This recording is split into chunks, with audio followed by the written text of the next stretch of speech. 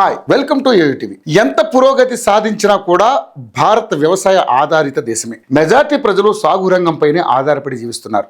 ప్రస్తుతం వర్షాకాలంలో మంచిగా వర్షాలు కురుస్తున్నాయి. ఈ వర్షానికి జోరుగా సాగు పనులు జరగాల్సి ఉంది. కానీ పంటల సీజన్ సాగు భారీ స్థాయిలో పంటలకు రెడీ అయిన రైతులకు యూరియా కొరత షాకిస్తుంది. యూరియా వేసేందుకు సమయం మించిపోతున్న ఎరువుల కొరత అన్నదాతలను కలవరపరుస్తుంది. సాధారణంగా దేశంలో ఎక్కడో ఒక చోట యూరియా కొరత ఉంటూనే ఉంటుంది. కాస్త సమయం పట్టినా సమస్య ఉన్న చోట కూడా యూరియా సరఫరా అవుతుంది. కానీ ఖరీఫ్ సీజన్ మాత్రం రైతులకు పీడకలగా మిగిల్చేలా ఉంది. ఏప్రిల్ మొదలైన కావలసిన యూరియా సరఫరా సెప్టెంబర్ వచ్చినా అడుగు కూడా ముందుకు సాగడం లేదు. పైగా ఎండనక వాననక క్యూలో నిలబడితే పాస్బుక్కు ఒకటే యూరియా బస్తా అనడం రైతులను ఇబ్బందికి గురి చేస్తుంది.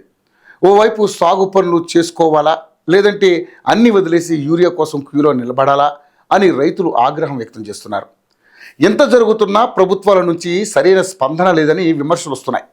ఇటు ప్రభుత్వాలు కూడా తమ బాధను తాము చెబుతున్నాయి. యూరియా కొరత తీవ్రంగా ఉంది, సమస్య కేంద్రం మధ్య ఉందని అంటున్నాయి. కానీ యూరియా కొరత తాత్కాలికమని, డిమాండ్ కంటే ఎక్కువే తెప్పిస్తున్నామని కేంద్రం కౌంటర్ ఇస్తుంది. ఈ పరస్పర ఆరోపణలు కాస్త పక్కన పెడితే క్షేత్రస్థాయిలో రైతులు యూరియా కోసం ఎదురు చూస్తున్న మాట నిజం. ఏ ఎరువు దుకాణం వద్ద చూసినా కూడా, అదేవిధంగా ఏ వ్యవసాయ ప్రాథమిక పరపతి సంఘం దగ్గర చూసినా కూడా పెద్ద పెద్ద క్యూ లైన్లు దర్శనమిస్తున్నాయి. దీంతో రాష్ట్రాల క్యాబినెట్లన్నీ యూరియా కోసం హస్తినలో లాబింగ్ చేయాల్సి వస్తుంది. రాష్ట్రాల నుంచి ఒత్తిడి రావడంతో కేంద్రం కూడా అంతర్జాతీయ అనిశ్చితులను కారణంగా చూపిస్తోంది. అలాగే స్థానికంగా యూరియా ఉత్పత్తి అనుకున్న మేర జరగడం లేదని తెలిసినా యూరియా వినియోగం పెంచుకుంటూ పోతున్నారని కేంద్రం ఆగ్రహం వ్యక్తం చేస్తుంది. రైతులకు ప్రత్యామ్నాయంగా నానో యూరియా సూచించిన రాష్ట్రాలు ఆశించిన స్థాయిలో ప్రచారం చేయలేదని చెబుతోంది. కానీ కేంద్రం చెప్పినట్లుగా నానో పనితీరు ఉందా లేదా అన్న విషయంలో అనుమానాలు ఉన్నాయనేది కూడా రాష్ట్రాల మాట. నానో యూరియాలాగే పనిచేస్తుందని, అన్ని పంటల దిగుబడుల విషయంలో పనిచేస్తుందనే గ్యారంటీ ఉన్నా నానో యూరియా కొన్ని పంటలకే పనిచేస్తుందనే ప్రచారం కూడా ఉంది.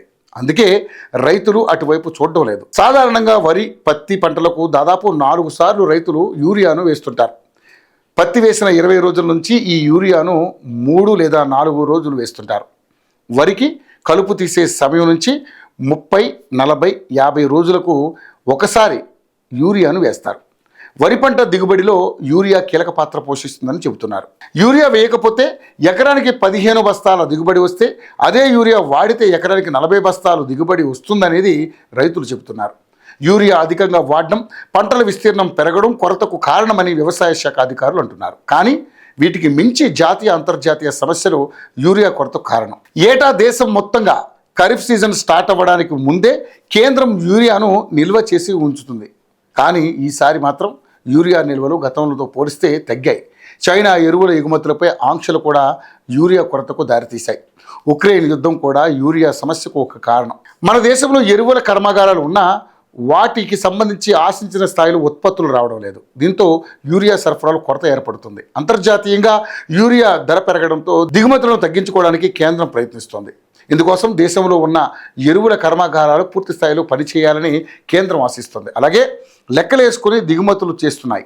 కానీ దేశంలో కొన్ని కర్మాగారాలు సడన్గా మూతపడుతున్నాయి. దీంతో అప్పటికప్పుడు ఆర్డర్లు పెట్టినా కూడా అంతర్జాతీయ పరిణామాల కారణంగా యూరియా సరఫరా ఆలస్యమవుతోంది. దీంతో రైతుల్లో ఆందోళన పెరుగుతోంది. పంటలకు సరైన సమయంలో యూరియాను వేస్తే మంచి దిగుబడి వస్తుందని రైతులు అంటున్నారు.